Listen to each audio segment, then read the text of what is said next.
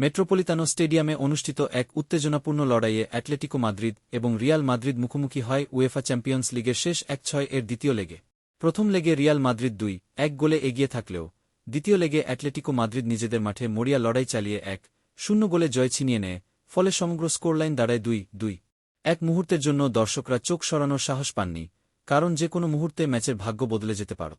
ম্যাচের শুরুতেই মাত্র ২.৮ সেকেন্ডের মাথায় কনর গ্যালাঘেরের দুর্দান্ত গোল অ্যাটলেটিকো মাদ্রিদকে স্বপ্ন দেখাতে শুরু করে, যেন পুরো স্টেডিয়াম বিস্ফোরিত হয় আনন্দে। অন্যদিকে রিয়াল মাদ্রিদের সমর্থকদের মুখে তখন হতাশার ছাপ স্পষ্ট। তবে লস ব্লাঙ্কোস কখনোই হার মানার দল নয়।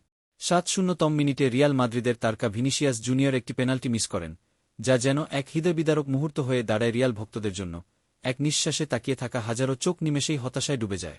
নির্ধারিত সময় শেষ হলেও স্কোর ১-০ থাকায় ম্যাচটি অতিরিক্ত সময়ে গড়ায়। দুই দলই প্রাণপণ চেষ্টা চালায়, কিন্তু কেউই গোলের দেখা পায় না। পুরো স্টেডিয়ামে তখন এক দমবন্ধ করা উত্তেজনা, যেন পরের মুহূর্তেই বিস্ফোরণ ঘটতে পারে।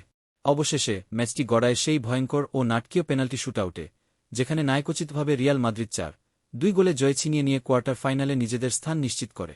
মুহূর্তেই রিয়াল ভক্তদের আনন্দাশ্রুতে ভিজে যায় পুরো স্টেডিয়াম, আর অ্যাটলেটিকো সমর্থকদের চোখে ফুটে ওঠে স্বপ্নভঙ্গের বেদনা।